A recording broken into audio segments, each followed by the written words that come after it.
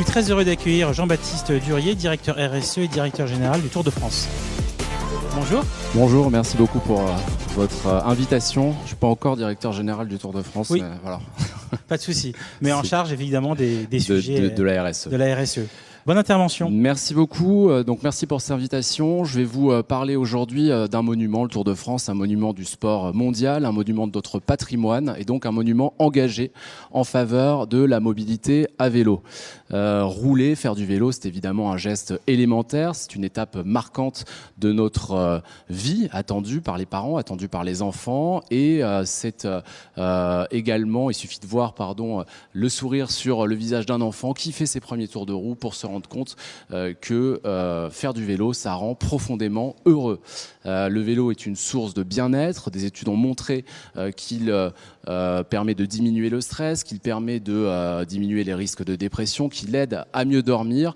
Et finalement, au-delà de tout ça, quand on fait du vélo pour se déplacer, eh bien, on se dote d'une opportunité d'activité physique régulière, sachant qu'on vit dans un monde où malheureusement, pour plein de raisons, l'inactivité physique devient un vrai fléau. Il faut savoir qu'aujourd'hui, près de 78% des Français ne sont pas assez actifs. C'est les fameux 10 000 pas par jour. Et donc, cette inactivité physique, c'est aujourd'hui la première cause mondiale de mortalité évitable. C'est un fléau de santé publique. Et donc, par extension, c'est aussi un fléau en termes, et une bombe à retardement en termes de finances publiques. On estime dès aujourd'hui qu'on pourrait économiser 15 milliards d'euros par an en termes de dépenses de santé publique si les Français parcouraient non pas 75 mais 250 km à vélo par an. Et c'est très loin d'être un Everest puisque c'est simplement la moyenne européenne.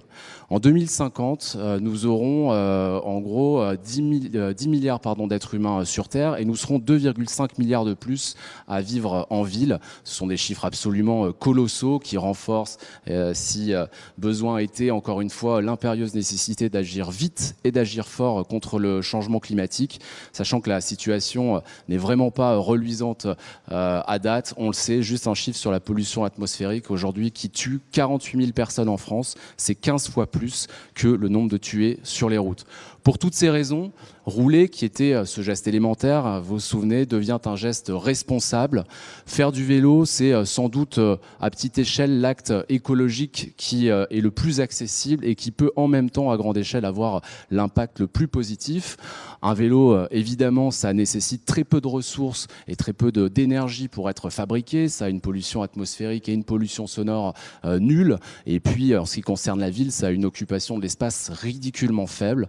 Donc, si ce n'est pas la panacée de la lutte contre le changement climatique, clairement, c'est une corde pragmatique, une corde économique et une corde très opérationnelle, là, immédiatement, à l'arc des solutions.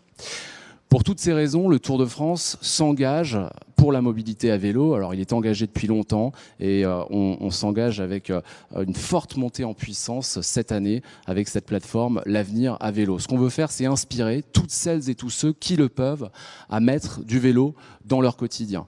Qui le peuvent, c'est une nuance importante, puisque on veut pas être incantatoire. On sait très bien que tout le monde ne le peut pas, et donc on pense même qu'être incantatoire, ça peut être potentiellement contre-productif. Mais en revanche, quand on regarde les choses de manière objective, on se rend compte que aujourd'hui en France, 60% des déplacements font moins de 5 km, 35% d'entre eux font moins de 2 km, alors que dans le même temps, les trajets à vélo représentent seulement 4% des trajets. Donc la marge de progression, entre guillemets, est vertigineuse. Donc avec le Tour, on s'engage pour la mobilité à vélo, notamment autour de 4 opérations totem.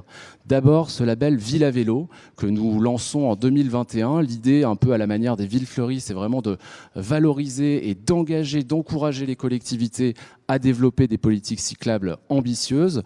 On commence avec une année bêta, donc on va ouvrir la labellisation aux collectivités hôtes du Tour avant d'ouvrir beaucoup plus largement dès 2022. Deuxième opération, les petits vélos. Le Tour a, j'allais dire depuis toujours, vraiment initié des enfants à la pratique du vélo, mais là, ce qui change, c'est le dimensionnement. On va, à partir de l'an prochain, initier 30 000 enfants par an à la pratique du vélo. Vous connaissez sans doute cette phrase que j'adore personnellement, finalement, l'important, c'est pas seulement la planète que nous allons laisser à nos enfants, mais aussi les enfants que nous allons laisser à notre planète. Et on est évidemment fermement convaincu que des enfants qui savent et qui aiment faire du vélo, c'est un beau cadeau à faire à notre planète. Troisième opération, je passe au vélo.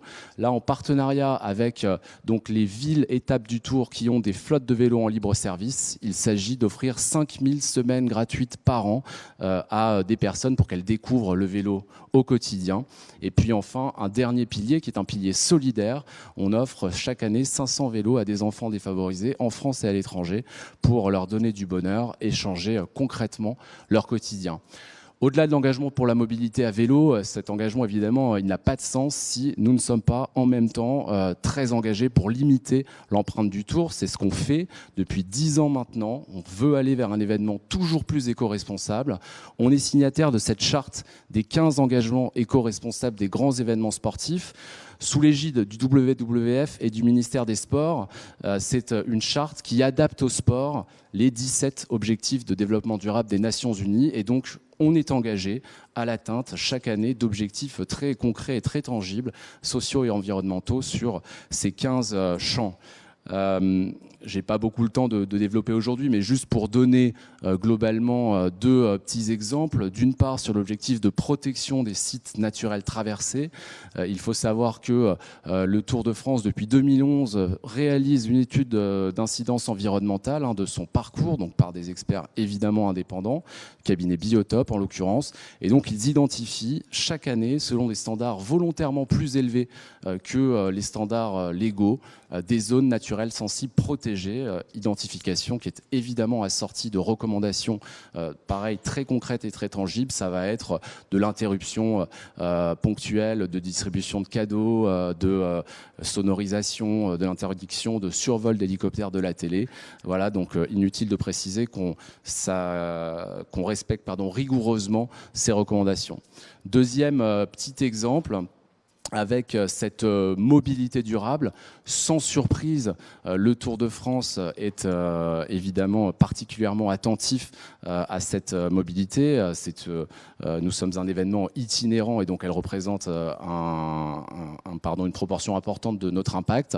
Et donc nous avons ce plan de mobilité durable avec cette vision 2024. Vous voyez sur la photo Christian Prudhomme qui donne le départ d'une étape l'an dernier à bord d'une Skoda Enyaq iV, qui est un véhicule 100% électrique.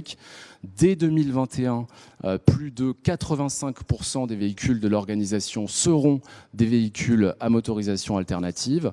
Et puis, l'objectif 2024, il est clair, il est ambitieux. C'est que 100% des véhicules suiveurs du Tour, c'est-à-dire de l'intégralité des véhicules qui suivent le Tour, au-delà de ceux de l'organisation, soient des véhicules à motorisation alternative. Autrement, ils ne seront plus accrédités. Voilà, vous pouvez retenir effectivement deux choses de notre démarche RSE. Elle s'appuie sur deux piliers. D'abord, la limitation de notre empreinte et donc effectivement cette volonté de notre côté d'aller vers un événement toujours plus éco-responsable. Et puis d'autre part, cet engagement très fort en faveur de la mobilité à vélo, un engagement sur lequel, en plus de notre engagement direct, on essaye véritablement de jouer un effet de levier en entraînant à nos côtés nos parties prenantes, les collectivités, les sponsors, le public, les médias, afin de maximiser notre utilité environnementale, puisque évidemment défendre la mobilité à vélo, s'engager pour la mobilité à vélo, c'est évidemment s'engager pour l'environnement. Et puis, avant de vous quitter, je voulais évidemment vous poser une question. Vous vous souvenez que 60%, près de 60% des déplacements en France font moins de 5 km. 5 km, c'est 20 minutes à vélo. Et donc, la question est claire, c'est faites-vous partie de ce club des 60%, entre guillemets. Et si vous en faites partie, je vous invite véritablement à tenter l'expérience de mettre du vélo dans votre quotidien. Vous ferez du bien à votre santé, vous ferez du bien à la planète. Vous aurez ainsi le moyen de transport le plus efficace en ville pour parcourir ces 5 km, avec un temps de trajet garanti. Et puis, au-delà de tout ça, et dans ce monde de sursollicitation, de guerre de l'attention, vous allez y gagner un super moment, un moment rare et précieux, un moment pour vous, un moment qui rend heureux. À vous de jouer. Voilà.